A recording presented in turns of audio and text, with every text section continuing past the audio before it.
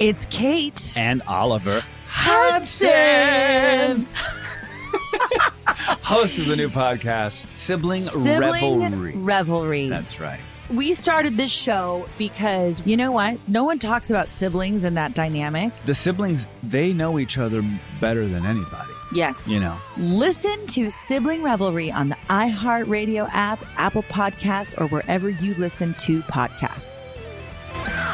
Hi, I'm Frances Fry. And I'm Ann Morris. And we are the hosts of a new TED podcast called Fixable. We've helped leaders at some of the world's most competitive companies solve all kinds of problems. On our show, we'll pull back the curtain and give you the type of honest, unfiltered advice we usually reserve for top executives. Give us a call and we'll help you solve the problems you're stuck on. Listen to Fixable on the iHeartRadio app, on Apple Podcasts, or wherever you get your podcasts. Episode 287 is episode 182, Eat Healthier and More Affordably, with Cassy Joy Garcia. Welcome to the Frugal Friends podcast, where you'll learn to save money, embrace simplicity, and live a richer life. Here are your hosts, Jen and Jill. Ooh, ooh, ooh, boop, boop, boop. Welcome to the Frugal Friends podcast. My name is Jen. My name is Jill. And in preparation for my impending childbirth, we've got another classic episode, one of our most popular episodes from a few years ago, on eating healthier, more affordably, and I would say it makes it easier, because she talks all about really attainable meal prep. I know we have several listeners who have like chronic illnesses, making standing up for long periods of time really difficult. And so I think Cassy's approach to meal prepping makes that more attainable for any of our listeners who may not have all day Sunday to meal prep for 7 days. This is one of my favorite episodes, and it's why we're rerunning it, because it also was one of your favorite episodes. We love talking about food, and anytime we can hack it and slice and dice it in a way that makes it more affordable, we feel good about the nutrition we're getting into our bodies. It's not taking up a ton of time, and we just love interviewing people like Cassy who have all of the tips and tricks for us. So this is just a great one. It's a gem. It's a keeper. Yes. And funny enough, Cassy was about like pregnant as I am now. Whoa. When we interviewed her 2 years ago. How fitting. Right? So before we get into the interview, today's episode is brought to you by beef. It's what's for dinner today and tomorrow. That's right. Eating the food you have at home for 2 days straight. If eating at home 2 nights in a row sounds difficult for you, or maybe it doesn't sound difficult, but you've looked at your transactions and you've noticed, I haven't been doing that. Try the 3-day spending makeover. It's a free 3-day challenge to help you find what you value spending on, learn strategies for saying no to the things you don't, and create a plan for guilt-free spending that won't leave you broke.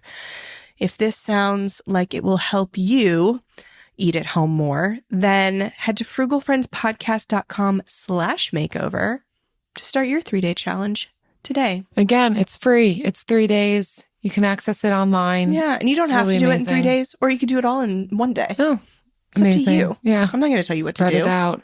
Freedom, flexibility. Yeah. All right. So if you love eating, which is something that Jill and I both love to do, then we have so many episodes for you. So many.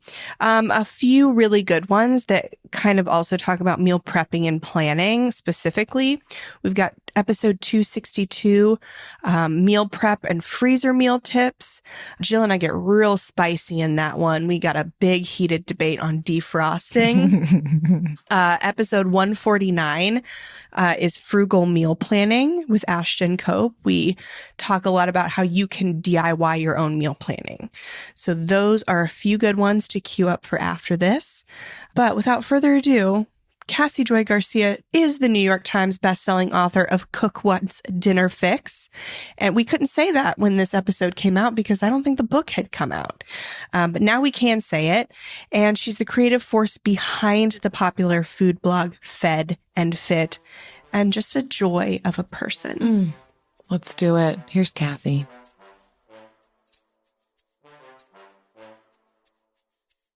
Cassy, welcome to the Frugal Friends podcast. We're so excited to chill with you today. Thank y'all so much for having me. Interviews are our favorites, and talking about food is our favorite. So, I mean, eating food is our favorite, but is going to be the best. Yeah, this is the second best thing, is to talk about food with friends. So, and then here we are. So, yeah, we already introduced you a little bit, but please tell us a little bit about Fed and Fit specifically. I would love to. So Fed and Fit, I started it this past summer. We celebrated 10 years. So 10 years ago as a personal blog. And, you know, as so many personal blogs in their beginning days, it was just all about me and my journey and what I was learning. And that just blossomed over time. Eventually, it wasn't just my mom and my dad reading it. And I vividly remember the first time I had 3 people on the website in a day. And I thought, oh, someone I don't know. It could have been an aunt, who knows? But anyways, it blossomed over time, and I had readers ask great questions. I was sharing recipes as I had really uncovered a new stage of health and wellness in my life. Started feeling better than ever by way of fueling myself better than ever before, and wanted to develop recipes that supported that and then share those. And readers started asking great questions. And so I went back to become a holistic nutritionist so that I could help support them in that. And then my career has really just blossomed into this really fun tango, if you will, of just trying to solve problems for the Fed and Fit readers. And also, as my life has blossomed, you know, I got married in that time frame. I had 2 kiddos, soon to be a 3rd in December. And it's just, you know, what getting dinner on the table used to be really not that big of a deal in my house has turned into a really big deal. And so it was a problem for me. And I love to cook. I was like, why is this so difficult? Why is this so challenging night after night, day after day? And it turns out that was a common pain point for our readers. And so I wanted to solve that problem. And that's where we are today.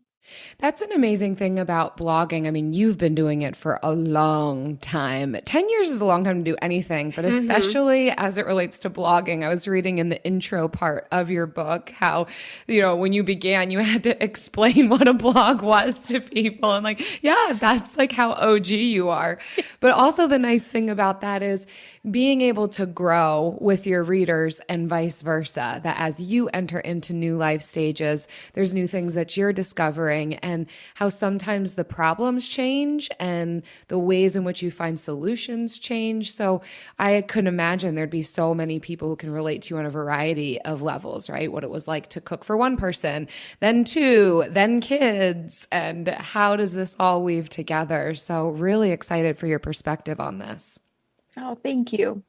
And I love your honesty in saying, like, even you love to cook, and even with like a spouse and kids, it just became like really difficult. And like for the rest of us who may not love cooking, like that's a little sigh of relief and be like, oh, okay, I don't need to like change this part of my personhood to like succeed with it. I just need to learn a few shortcuts. And I know a lot of our listeners are like especially interested in, okay, how do I make this work also being healthy? Because sometimes in the paying off debt journey or trying to be frugal, we're told like, okay, just eat beans and rice, eat the cheapest things. But like there are a lot of people who can't do that, who because of dietary restrictions actually cannot do that. I had somebody the other day message me and be like, or maybe it was in Club BFF or something, but they were like, I want to eat healthy. I don't know how to lower my grocery budget. And I was like, well, maybe you don't. Maybe you just need to like either lower a something else, like another category, or just like learn different techniques for repurposing or whatever. So I'm super excited for everything that our listeners are going to get from you today. So like, as someone who places a high value on healthy eating, like, how can we find that balance between eating healthy and keeping the grocery budget manageable? Mm-hmm. That is such a great question. And it's a bit of a passion project of mine, is to try to crack that code in as many different areas and ways as possible. And also to acknowledge that, you know, you're not, I just have to say, you're not doing it wrong, right? If you're not buying grass-fed beef and pastured chicken, you know, and organic milk and all those things. Yes, that's ideal, but there's nothing wrong with the others. Like, I put them in the good, better, best category. And so it's still good. It's still dinner, you know, it's still food. And so if you find yourself feeling like, you know, you're not quite checking the box because you're not leaning into the most healthful or health forward options, it doesn't mean that you're doing anything wrong. I just wanted to say that. Yes. Yeah. In general, I really believe that. And also I think that, I just want to reduce as much pain points in the kitchen as possible. So if you are looking though to optimize and tweak and go a little bit as you go, I think it's good to think about groceries in terms of, number one, chasing the sales wherever possible. So they still do put organic produce on sale. And we think about supply and demand, and you walk into the grocery store and you know when something is in season, it's probably going to be more affordable to you. You're going to see a sale in the center aisle for Brussels sprouts. Let's just make something up. All right. Brussels sprouts are on sale and they're organic. Oh my gosh. And it has a little local sticker on it. And the reason why they're on sale is because the local farmers near you, they all the crops, if you've ever gardened anything, it seems like everything's available all at once. And you're thinking, goodness gracious, how am I going to eat all this okra? Or at least I have that thought in my house. And so everything's available all at once. And so there's a lot of supply, not nearly the same amount of demand. It doesn't spike with it. And so they mark the prices down. And so I say, stock up, chase those center aisle sales. Local to you is going to be also less expensive because the price to get it to you was less, right? They didn't have to ship it in from Argentina. So that's one thing, is to try to shop as local and in season as possible. Another sale you can usually chase is in the protein section, whether you lean into animal proteins or veggie-based proteins. You're typically going to have seasons of sales around there. So if grass-fed beef, for example, is the same price as conventional beef one day, it happens every once in a while, it'll happen, stock up. And that's usually when I'm grabbing 5 to 6 pounds of ground beef at the grocery store, and then I freeze all that I know I don't need right away. Okay, so those are really great ways that you can give yourself a leg up. Another quick tip, I hope this is not a runaway train. I get really passionate about it. Okay. Another quick tip that I have for you is to think about nutrient density. We're going to geek out, so bear with me. Nutrient density of what you're investing in. So, for example, I would put, everyone is on a budget, whether or everyone is working within a budget, right? Mm-hmm. And regardless of what your number is, I always like to, when I look at what's on my list, prioritize between organic / whatever the category is, and conventional. Which one can I get, right? Can I get away with conventional for this category? And which are the ones that if I've got room in my budget, I can splurge on the higher quality one. Fats are going to be the most nutrient dense thing on your plate. And so I'm talking butter, olive oil, ghee, avocado oil, coconut oil, those kinds of ingredients. It's one of those things, because they're so nutrient dense and because they are just going to go a really long way. It makes a lot of sense to invest in a higher quality for that category. All right. Versus, let me think of an example on the other end. There's the Clean 15. Is it the Clean 15 and Dirty Dozen? Yes, it is. Yeah. Mm-hmm. Like when we think about the Clean 15, it means that produce item isn't necessarily going to carry a huge toxic load if you get conventional. So get conventional for that item. An orange comes to mind. Something that has a thick skin that you're probably not going to eat is a good example of something where you can splurge or get it conventional on. My other favorite protein to talk about on splurging for a slightly higher quality because of nutrient density is an egg. Now, I know when you're standing in front of the eggs section at the grocery store and you're looking at your options between conventional eggs and pasture raised and cage free and all that, you think, when you're looking at the price difference between those two eggs, you might think, oh my gosh, the pastured eggs are 3x the price of conventional eggs. And that's true, but it's still going to be the most affordable protein of all of the animal-based proteins out there. And so I would almost rather you spend the extra $3 a dozen on the pasture-raised eggs than even get the grass-fed beef over conventional. Wow, I never thought of it like that. Yeah. I just had no idea. I just thought you either care about how they treat the chickens or you don't. I hadn't put the nutrient component to it. Yeah, the nutrients available in a pastured egg. I wish I could go get an egg for you, but it'd be quite a walk. But I love to show the visual of when you're looking at an egg yolk is such a good example. Now there are ways that they can bioengineer feed for chickens. So just to put that disclaimer out there, but generally a pasture raised egg or chicken is going to produce an egg where if you crack the egg in your hand or you put it on a plate, the yolk is going to sit upright, more like a golf ball almost. It's going to have more integrity in those protein structures, and it's going to be a deeper shade of orange or yellow. Whereas the conventional egg is going to be a little more flat, a little more pancake, less proteins really holding everything together, and a little bit more washed out in color. Wow. Oh, wow. And it is the protein content that keeps that yolk rounder? Yes. Is that what that means? Yep, that's part of it. Chemistry. It all works together. The vitamins, the minerals, the proteins, the fats. Then I'm such a fan of a whole egg. I'm always going to lean in that direction, to eat the whole thing because they're so nutrient dense. But that's just kind of a different way to think about your shopping list, Whereas some of the conventional items, the crackers and the cookies, the things that you're buying in the center of the grocery store that are a luxury product, right? If we're really being honest, it's not a necessary product. Although it's going to be nice to get, maybe organic crackers. That's great if you've got room in your budget for that, but it's not something that I would say you're going to get a lot of nutrient bang for your buck. And so I'd rather you spend that on the fresh mainstays. Beautiful. That's great. And even still, I'm still stuck on this egg thing. Even with that, eggs are still very inexpensive considering what you get per egg. It just looks more expensive because of the eggs that it's sitting next to and what we've been conditioned to expect eggs to cost. But even still, you're getting a pretty good bang for your buck, even when you're getting the more expensive, better, more nutrient dense eggs.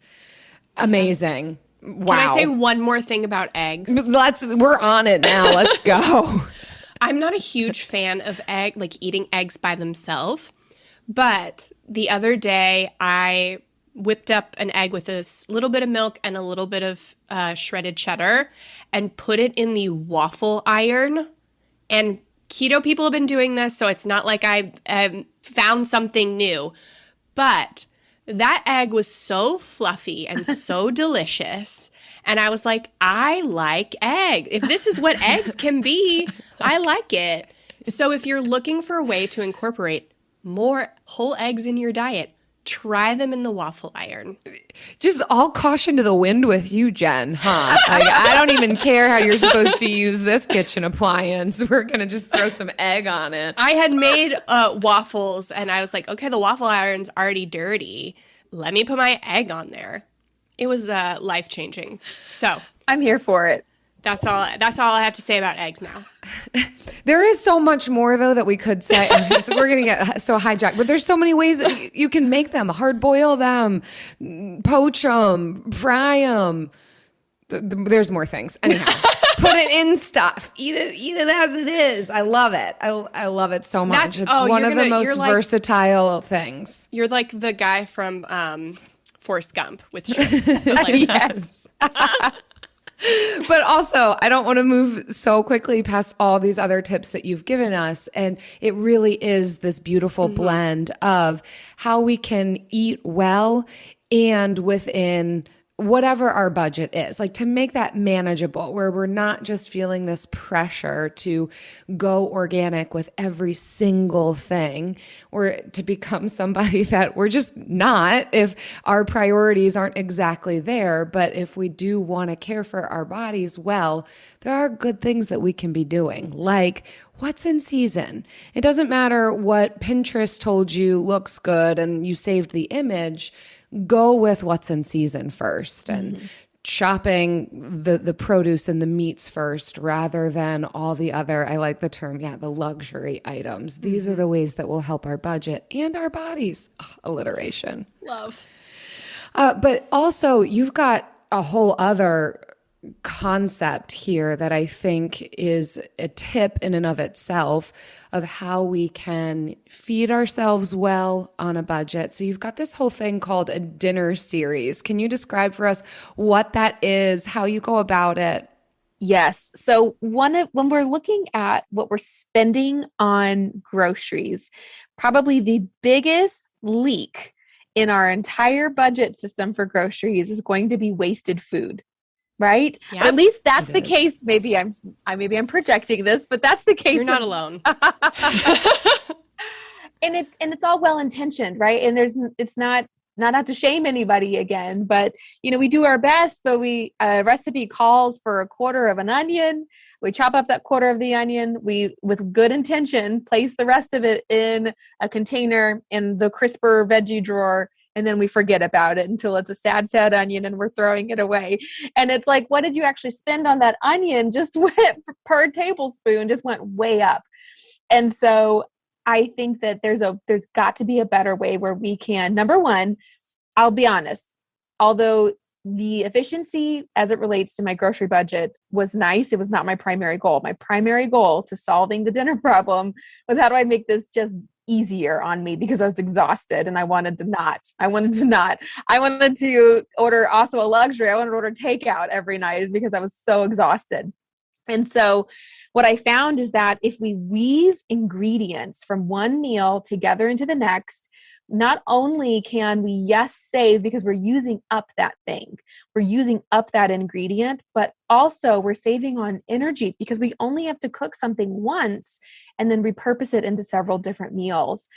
And so this dinner series, what you brought up, and this is how Cook Once Dinner Fix, this new book, is structured. It's 60 of these dinner series, so 120 complete meals.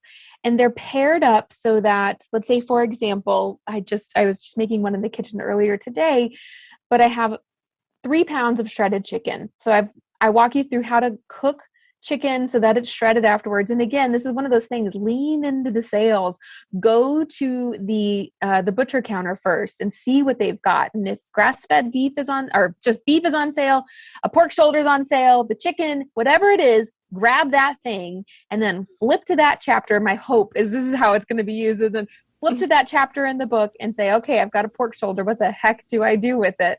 And I walk you through. And so I take that pork shoulder, which is a lot of meat. And most folks, when they do get a pork shoulder or a pork butt, they think, I'm going to be eating carnitas for the next 7 days, because we just think about one dish and then we just eat the leftovers. But there's a lot of food boredom that comes into play. And then by day 3, you're over it and you want to throw it away anyways. Mm-hmm. And so that comes into that food waste. So I walk you through how to make that pork shoulder. And then once it's cooked, we divide up the cooked and shredded pork shoulder into 2 totally different meals. So maybe the first one are carnitas that we serve up, crisp it. I was a Garcia. I feel really confident about the carnitas recipe in that book. Spent lots of 3 decades figuring that one out. And then it's served up with fresh corn. And then the second meal is this sticky honey garlic pork that I serve over like a white rice. So a totally different dinner, totally different meal experience, but you're able to extend the use of that protein, what you've invested in it in terms of time and money. AI might be the most important new computer technology ever. It's storming every industry, and literally billions of dollars are being invested. So buckle up. The problem is that AI needs a lot of speed and processing power. So how do you compete without costs spiraling out of control? It's time to upgrade to the next generation of the cloud, Oracle Cloud Infrastructure, or OCI. OCI is a single platform for your infrastructure, database, application development, and AI needs. OCI has 4 to 8 times the bandwidth of other clouds, offers one consistent price instead of variable regional pricing. And of course, nobody does data better than Oracle. So now you can train your AI models at twice the speed and less than half the cost of other clouds. If you want to do more and spend less, like Uber, 8x8, and Databricks Mosaic, take a free test drive of OCI at oracle.com/strategic. That's oracle.com/strategic. oracle.com/strategic. Discover the heartwarming and hilarious world of sibling connections on Sibling Revelry with Kate Hudson and Oliver Hudson. You might be asking yourself, what is sibling revelry? Yeah, well, we just made it up. They'll have some laughs and maybe inspire some people along the way with universal tales of what it's like to grow up with brothers and sisters. We're full-blood siblings, the only full-blood sibling. In our family. Well, not in the world. I mean... No, in the whole world. That's just it. Like, no one... Dive into family tales and explore the human mind with guests like Joel and Benji Madden. And it's fun because we've decided to open it up, to really like all kinds of different siblings. And it's going to be an awesome season. It's more than a podcast. It's a celebration of the ties that bind us. Listen to Sibling Revelry with Kate Hudson and Oliver Hudson on the iHeartRadio app, Apple Podcasts, or wherever you get your podcasts. I love it. I am geeking out on this one, honestly, because I think this speaks to not only me, but my husband.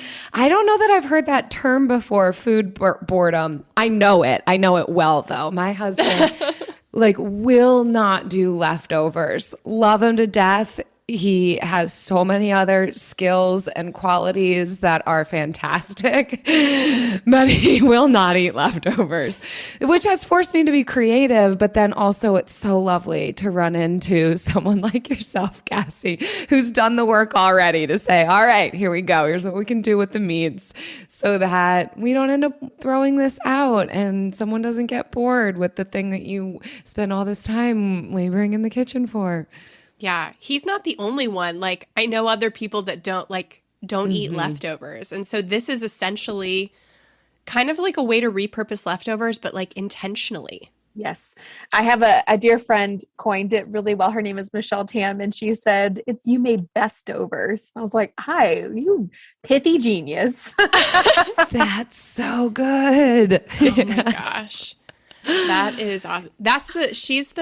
Is she Nom Nom Paleo? Yes. Yes, I love that Nom. website. Yes. Okay. Oh, that's so great. And like you said, it also saves energy as well. Like, certainly it probably would be easy if we could be the type of people who just eat the same thing over and over again. Okay, that would be ideal, but you can still get that. Okay, cook once a big, massive thing and then repurpose it in a couple of different ways. And so that's, I think, like the best of both worlds, where we're not putting in a ton of time and energy, but we are getting variety. Yes, that's my hope. Yeah, absolutely. I mean, and I even will eat leftovers. I think I have enough room in my life for like one day of leftovers. Beyond that, then yeah, I totally get it. The food boredom sets in. So this is definitely something that I will be incorporated. I hate dishes too. And so like the meaty parts of the meal take like all of the dishes. And so this is like cutting out like a day's worth of dishes too, which is my arch nemesis. So speaking of time saving, what are some of your favorite time saving tips in the kitchen? Because that's essentially really what helps people stick to their meal plan, because they can like incorporate this dinner series into their meal plan, but like, how are we going to stick to it? I love that question. So a couple of my favorite tips are, this one's a little wild. I'm going to give you the wild one first. So when you get home from the grocery store, when you you already probably have an idea of what meals you want to make in mind when you get home from the grocery store. It's top of mind, it's fresh. And in 2 days, when you're ready to make that chili that you're planning on making, you will have forgotten all the ingredients that go into it. It happens to me. And I write recipes and I'm like, what does this call for again? And so I have to get out the book or pull up the website and go through the list and get all the ingredients out and then make the recipe going through the listing.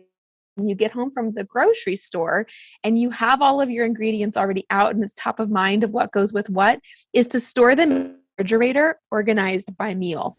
Ooh. Get bonus points, makes it even better and even easier. And I say, y'all, throw the can of beans that you're going to put into the chili, put that in the refrigerator with the rest of the ingredients you're going to put into it.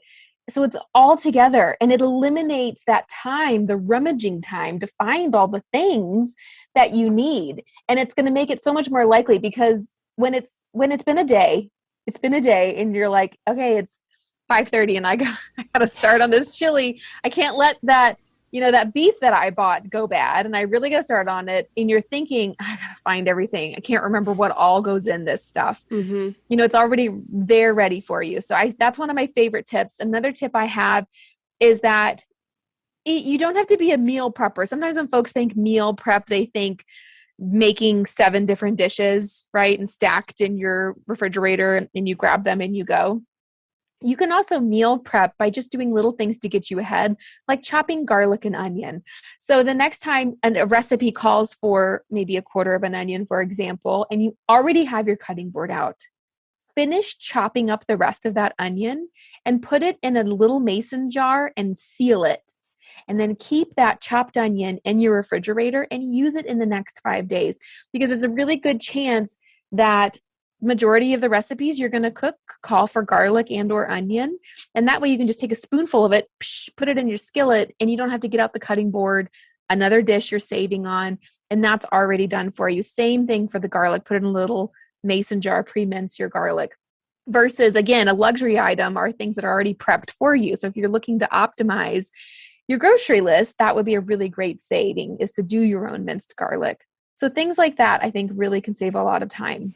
Beautiful, Cassy. It is wild. That first tip there, put the can into the fridge, just unbridled, unashamed. We are too much for Jill today. Too much. But it strikes me as something similar to your boxed meals. Is that the right term for it? Where you get the shipment of, all of the ingredients. Yes. You cook it yourself. Yeah. And there's something fun to that too. And I think it seems easier because you've got all of the ingredients right there. You just pull out the bag and there's still chopping involved, but you've got all of the portions for it. So it's almost like doing that yourself. Yes. What if you got little clear containers, like 4 of them to put in your fridge, and that way you just pull out one of your containers and it has all of the ingredients in it? I want that for you. I really want that for you. Yes. I want that for you. Don't spend a ton of money on the clear plastic, because that might just be a fad. Buy nothing group. Yeah. Wow. Do the thing first and then make sure it'll work for you. Yes. But yes. That is a beautiful Throw picture. Your eggs on the waffle maker and put your canned goods in the fridge. You heard it here first, folks. Anyways, no, that is awesome. Like, I always, when I'm doing a recipe, I always think about is it mise en place or something? Mm-hmm. Like, everything out at the same time. But this is just taking that one step further and getting everything out ahead of time. Yes. So, and it makes it, I think that's also a motivating thing too. Mm-hmm. When you know you've got this and it's all set, it's kind of fun then. Yeah. We like fun. We do. Anything to make things more fun. And a clear plastic container can just elevate that. It's like, oh, I have my little meal kit, but I didn't pay for it. I made it. Yes. I love it. And then your tips on the garlic and onion. Yes, I have done that before. I mean, I love garlic and onion. So usually when I chop it up, I just use it all at once. But when I don't, I put it away. And it's like a little gift for myself later when I'm making something else. It's like, oh, onion. Oh, it's already chopped. I'm going to get it out of the fridge and use it. Oh, It's so beautiful when it works out. Oh my gosh. And our friend Gina, she doesn't even chop those things anymore. She just puts it through the food processor and just like, blend it all up or not blend it, but like food process it, throw it in that glass container and you're done. Brilliant. Oh my God. Speaking of tips, Cassy, I mean, we've already got our money's worth out of you today. Really? But I mean, we still have more time. So here we go. You have a whole section on freezing food, which is amazing. I think a lot of us don't really know how to like optimize our freezers. But what do you feel is the most important thing that people should know or take away about freezing food? Oh gosh, lean on your freezer if you have the space. And if you have the space, but you're like, I don't know, I've got 6 2/3 eaten ice cream cartons that are taking up the space, maybe optimize the space a little bit so you have it, because the freezer can be so powerful, such a powerful tool in saving time, money, and energy in the kitchen. And so, oh gosh, some of my favorite things to do, number one is to, when you're shopping in season and you get those Brussels sprouts on sale or the grass-fed beef is on sale, you have a place to put it and to stay organized if you can, right? So have a section for protein, a section for produce, things like that. And then freeze and wash your produce so that's ready to go as well. Another tip I have for you is if you're going to freeze things like that, I say freeze them in containers that are actually what you need for a meal. So instead of washing and chopping all of your Brussels sprouts and putting them in a gallon-sized Ziploc bag, you probably don't need 5 pounds of Brussels sprouts at a time, and that's going to de-incentivize you to use it, because what are you going to do with that big chunk of frozen Brussels? And so try to freeze them in containers that I can just pop this out, put it on a sheet pan, and it can be part of supper tonight, right? So something very, very simple. And then my favorite tip for the freezer is to freeze your meals, your whole meals when you can. So if you are somebody who does not like leftovers, but you know that what you've just made is more than you need for tonight's dinner, then preemptively go ahead and before you just leave it out on the counter and serve it up for everybody, cut it in half and store that away in the freezer, label it, use it. I recommend using frozen foods within 5 months. Use it up within 5 months. And then for reheating, some of the best foods that do well reheating wise are going to be soups, stews, casseroles, things that you can cook in the crock pot, anything where the ingredients kind of become one with one another, like a soup or a stew. Those are very freezer friendly. Things that are not very freezer friendly are going to be things when you think of like a grilled chicken breast with a grilled peach salsa, right? That's a very fresh, separate ingredient that's delicious because they're all separate. So things that are one. Chili is a great freezer meal, really delicious casserole. So try to think about what you're making in your kitchen. If you're making an enchilada casserole like I just made today, I'm going to double the effort to make it, because doubling what I'm making is not that much more time and energy on my part. Like we talked about, the dishes are already dirty. And then I'm going to put this in the freezer. And then for reheating all of that food, a huge section I have in the book, although I'll just tell you all the secrets now, is just to reheat the way that you cooked it the first time for optimal results.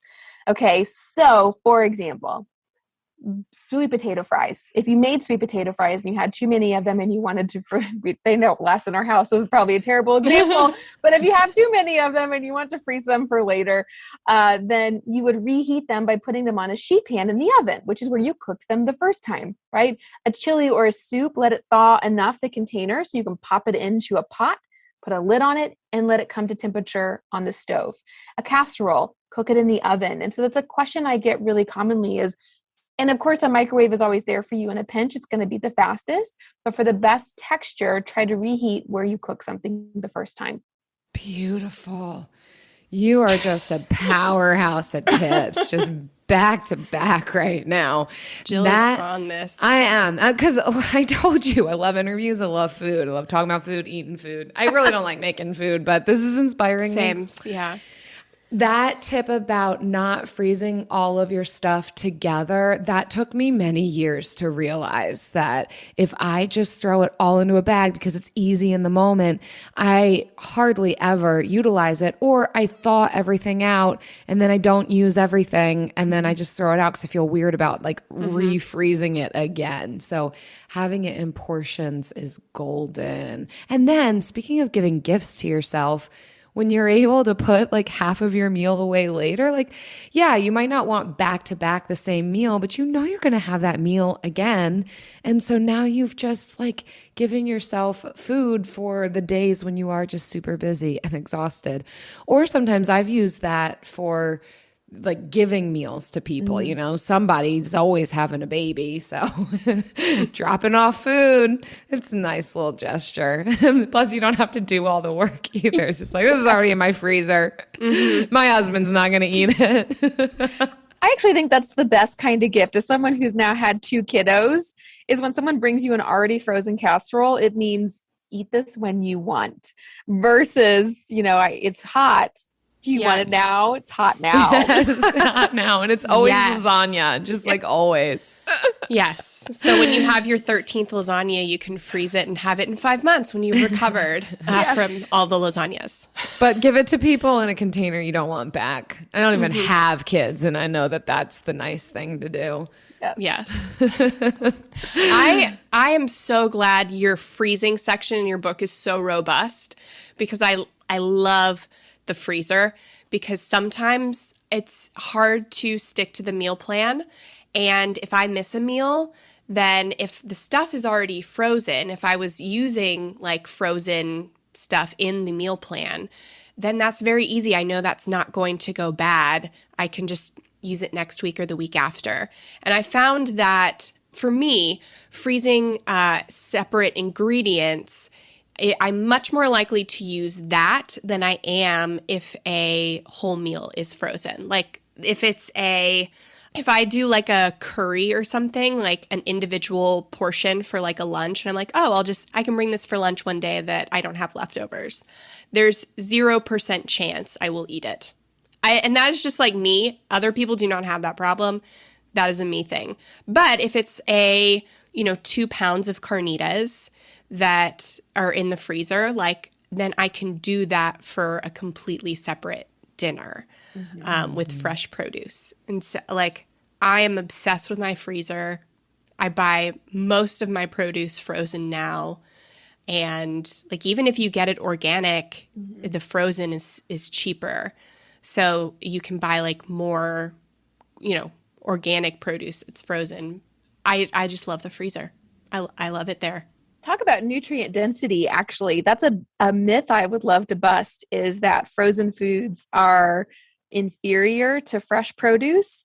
And that's just not the case. The reason why they are harvested and frozen at peak harvest and freshness, like you're actually probably getting more nutrients from your frozen produce than you would be from the produce section. I love hearing that. And you throw it in the oven and you roast it.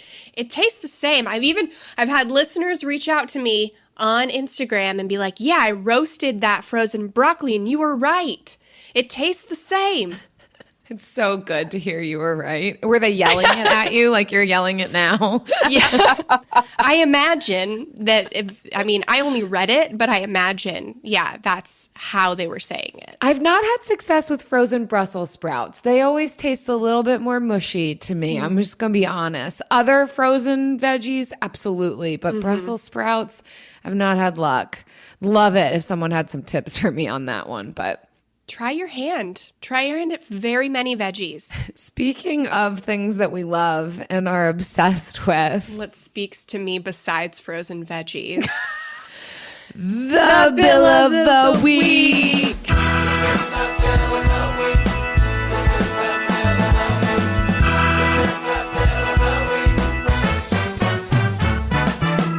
That's right. It's time for the best minute of your entire week. Maybe a baby was born and his name is William. Maybe you paid off your mortgage. Maybe your car died and you're happy to not have to pay that bill anymore. Duck bills, Buffalo Bills, Bill Clinton. This is the bill of the week. Nothing speaks to me like frozen veggies. But Cassie, the second best thing, I'm sorry, this is the best thing. Frozen vegetables are the second best thing, is the bill of the week. And so we invite our listeners or our guests to share their bills with us every week. And we would love to hear yours. I would love to share it. So I was racking my brain on trying to pick which one I want to share with y'all. And I'll keep it food related. I wanted to share one with our girls. Maybe I don't know if there's time. But the food related one, my husband his name is Austin, and he's an incredibly budget conscious human. And I'm very grateful for that. However, he will eat Chipotle, not sponsored, until there's zero food boredom there. The man will eat it all the time. And he's convinced that it is a very affordable option. And because I've been cooking and I've been on a mission. My mother raised me to be like, home cooked meals will always beat budgetarily anything you're going to find out.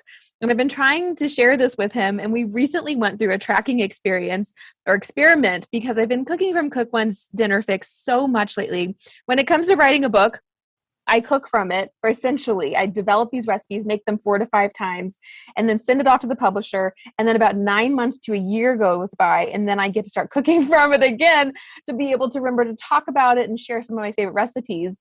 And we've been doing that nonstop. And I've been able to show him line by line because we were going through quarantine and everything. We were just eating out a lot more because we were home a lot more and exhausted a lot more, and being able to show him how much we're saving by cooking these meals. Even though I'm buying groceries 3 times a week in some cases, it's still a significant savings for our family. And so that's been really cool.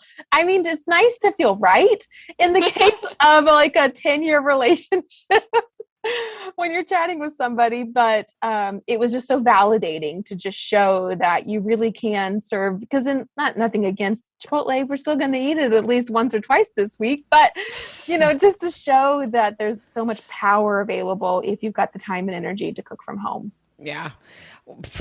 And that is the thing. Time is valuable. And sometimes we do want convenience over spending the time that it would take to make the knockoff of that item or cooking something different. But it's really useful to hear your feedback that you actually were able to get so involved in the line by line items of a recipe to even know, because I think sometimes we're not fully aware. Like, we know how much we bought the chicken for, but then we bought a bag of onions and we used a quarter of one onion, and we just don't typically get into the weeds of how much did this meal actually cost me. I think most of us can realize I'm able to spend less money cooking at home, but we don't always know what is the price per serving here. That's awesome. And then also a little competition between you and your husband. So that's always fun. Yeah. Is there a knockoff Chipotle in the book? Of course there is. Absolutely. Yes. Oh my gosh. Yes. The ground beef burrito bowls are in there, which is funny because I get chicken at Chipotle, but it's a ground beef burrito bowl is in there. And it was because of this exercise, y'all, that I got with the team and we did the math. We figured out it's $4 a serving is the average dollar cost of a meal from Cook One's Dinner Fix.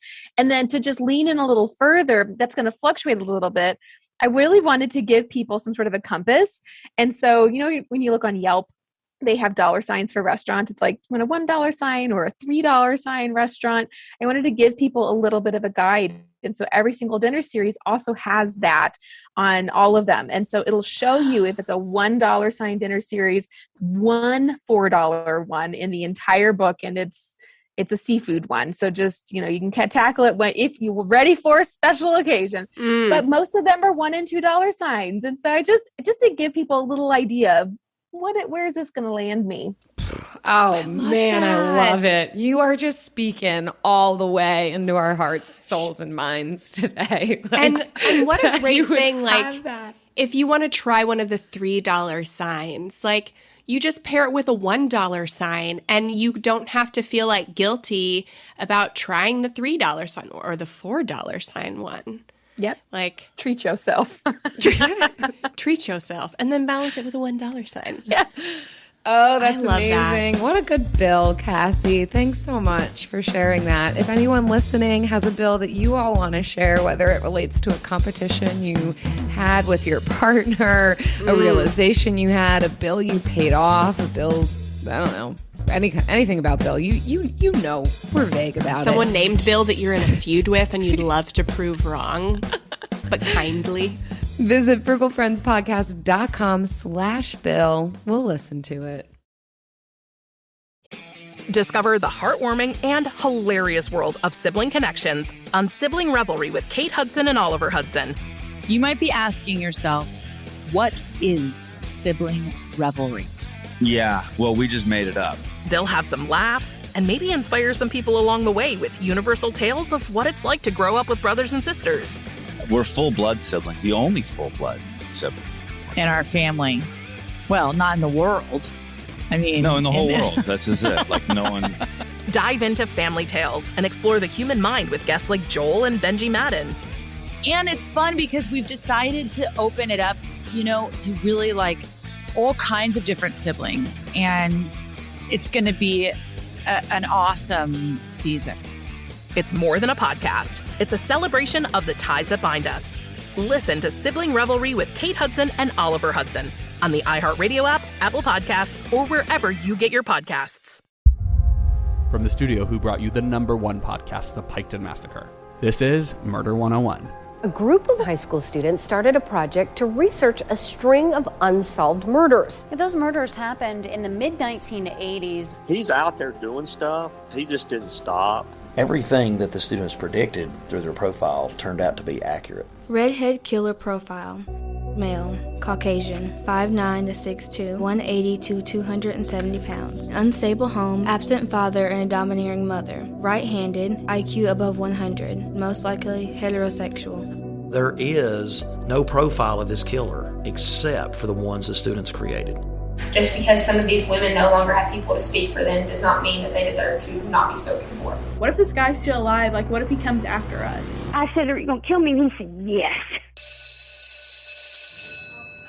Listen to Murder 101 on the iHeartRadio app, Apple Podcasts, or wherever you get your podcasts. Yes. And now it's time for the lightning round. We really let you warm up before we show you our true colors, Cassie. I am so excited. So this is the part of the show where we just get a little vulnerable with what we're doing with our food.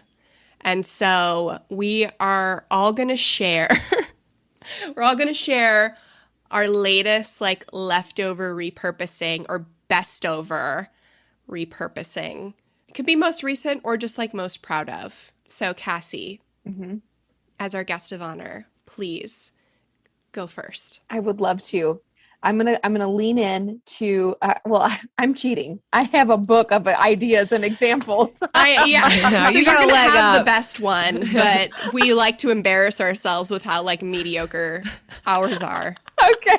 After you go, it's intentional. Acknowledge I'm cheating. Okay. Yeah.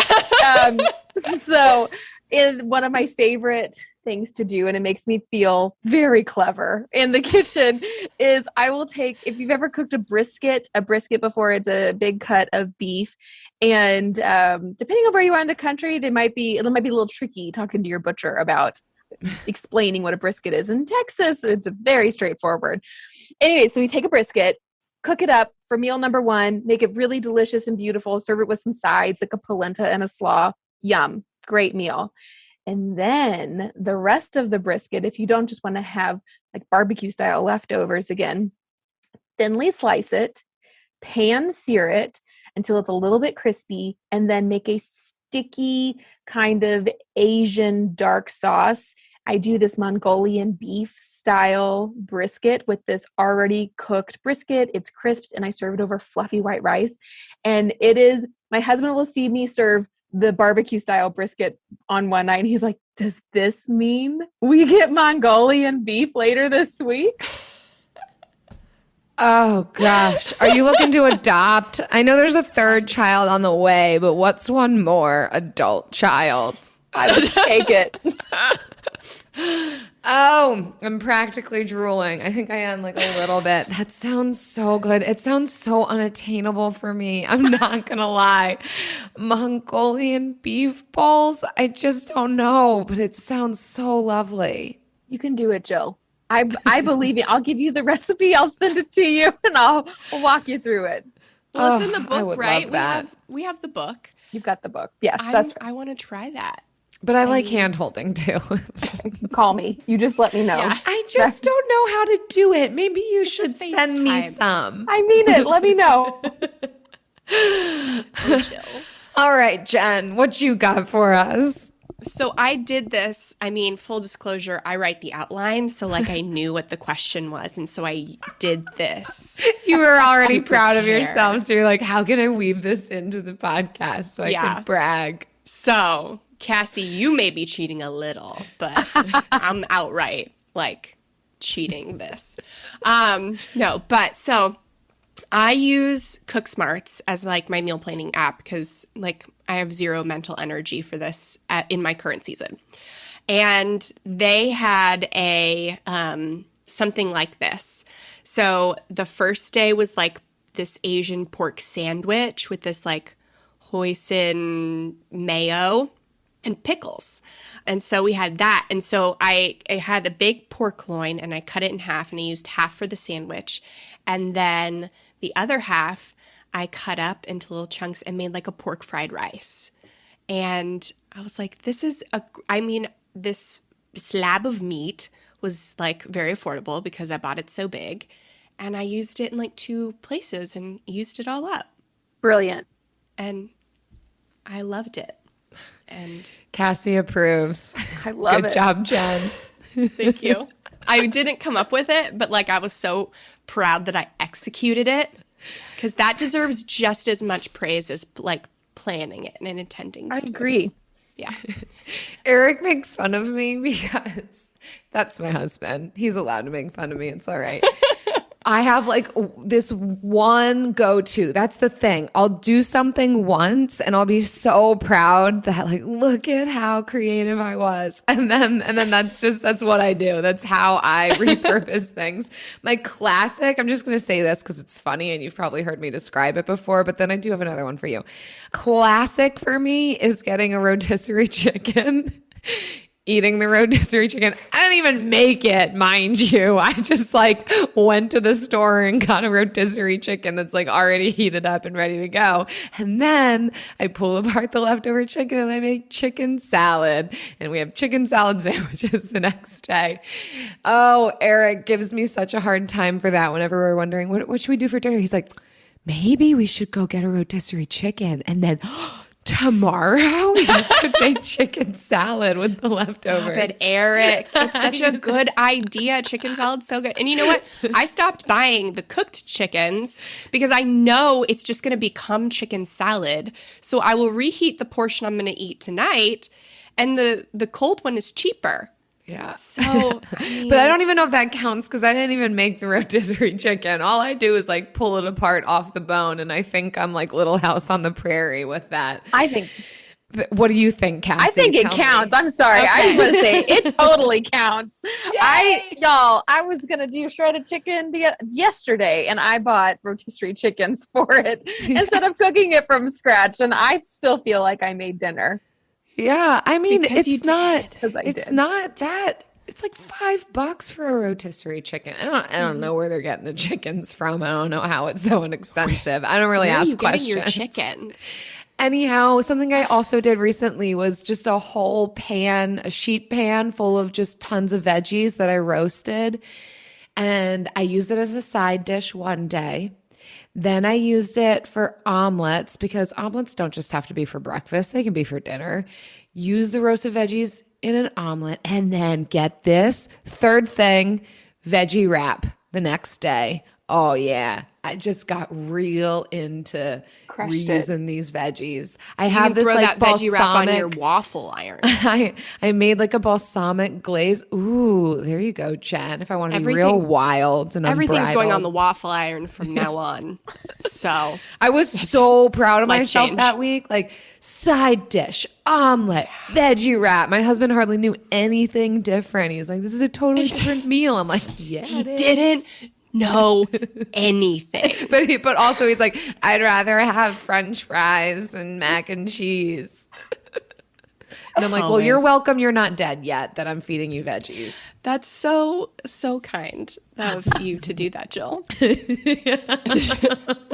To preserve his life with vegetables. I tell him that often. I'm like, I don't know what would happen to you without me feeding you veggies. It's not manipulative at all. No, he loves it. He's fine. Cassy, thank you so much for hanging out with us and sharing all of these tips, because they are all like great money savers. But I also want to emphasize, like, you are a nutritionist. So like your recipes are also healthy. So like, I mean, I think everyone should check you out. Where can people get more from you? Oh, thank you. Well, Cook Once Dinner Fix, it's available really everywhere books are sold. And then I live on the World Wide Web. I should stop saying that. I think it's funny though. I live on the internet. Thank you. I live on the, that's my upgrade. I live on the internet. Over at fedandfit.com is our website. There's nearing 1,200 free recipes for y'all there. And then I'm most active on Fed and Fit Instagram is the account handle. I'm doing lots of demos right now of the dinner series concept, a lot of them. And so if you want to click through and just visually get an idea of what this looks like, that should be helpful. Awesome. Lovely. And you do have such beautiful images to coincide your food, which is another amazing motivator. Like, ooh, yes, I want my table to look like that. Yes. And I want to eat those things. You are a professional. So this is nice. This is nice. Well, thank you.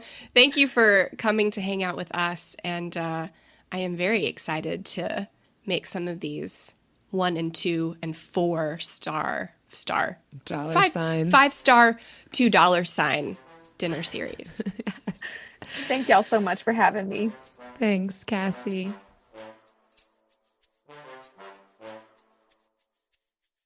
Oh, yeah, I am still here for that repurposing of leftovers, making it new again, eating up what you've got in the fridge. I can say very confidently that I have gotten even better. She has. At repurposing leftovers since this episode came out. And I am so thrilled. It's things like this, putting into practice, hearing how other people do it, feeding literally, metaphorically, I don't know, pun intended, off of the community, gaining ideas from one another. I mean, it's so great. Yeah. And then I feel so great about having zero food waste. And I still take her tip about the eggs being a more affordable source of protein. Even with the rising cost of eggs, if you still compare it to other meats, eggs are a more affordable way to get protein, especially if you're combining it with some egg whites.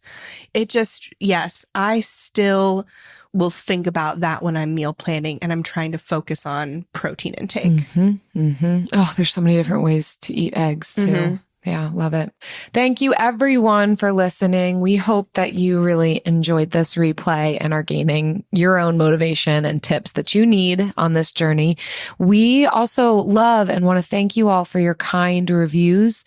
We especially like this one. We're going to shout out Pink Lover 13 happened to give us 5 stars, said, love Frugal Friends. Jen and Jill are such a dynamic and fun duo that make learning about frugality, money, and living life a lot more fun. I have learned so much from them, and this is one of the only podcasts I listen to weekly and recommend to anyone looking for this type of content. Pink Lover 13, thank you. I feel that I mean, if I didn't already have a screen name, Pink Lover 13 might be Pink Lover 14. Yes. Teal Lover, maybe. Mm-hmm. Yeah. Well, everyone, again, thank you for your listenership. If you did enjoy this show or you have been enjoying this podcast for a minute, please take a minute to leave a rating and review. It really does help potential new listeners know what the show is about, be able to identify if it's going to be right for them. And so having people who have listened for a while, who have a good sense of the show, is the most helpful, rather than the people who have listened for 2 seconds and think that they can leave a review about our voices. It's just like, those aren't helpful, constructive reviews. So please help balance it out with a helpful. And thankfully, we don't get a lot of them. Most of them are very, very great. Thankfully. So thank you for your kind reviews. And we will see ya. Read them next time. See you next time. Frugal Friends is produced by Eric Sirianni.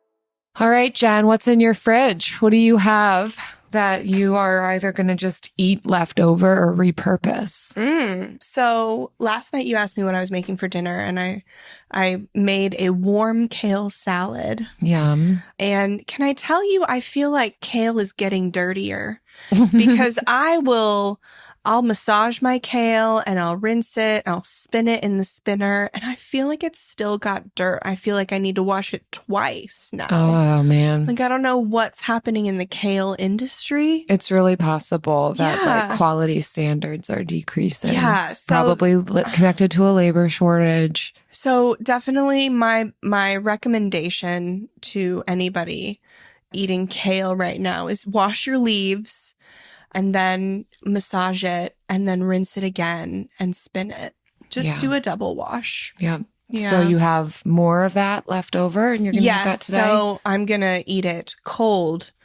My plan was to bring it to your house and eat it today. But again, alas, I forgot my lunch. Uh-oh. Yeah. It's pregnancy brain. Maybe I'll feed you some eggs. Maybe. That'd be great. How about you? I just have a lot of leftovers. I'm not going to try and repurpose them. I'm just going to reheat them. Perfect. Yep. Love that. Yep. Got to clean it out. Make room for more. Yep. Discover the heartwarming and hilarious world of sibling connections on Sibling Revelry with Kate Hudson and Oliver Hudson. Dive into family tales, explore the human mind, and laugh with guests like Joel and Benji Madden. It's more than a podcast. It's a celebration of the ties that bind us. And it's fun because we've decided to open it up to really like all kinds of different siblings. And it's going to be an awesome season. Listen to Sibling Revelry with Kate Hudson and Oliver Hudson on the iHeartRadio app, Apple Podcasts, or wherever you get your podcasts. Hi, I'm Frances Fry. And I'm Ann Morris. And we are the hosts of a new TED podcast called Fixable. We've helped leaders at some of the world's most competitive companies solve all kinds of problems. On our show, we'll pull back the curtain and give you the type of honest, unfiltered advice we usually reserve for top executives. Give us a call and we'll help you solve the problems you're stuck on. Listen to Fixable on the iHeartRadio app, on Apple Podcasts, or wherever you get your podcasts.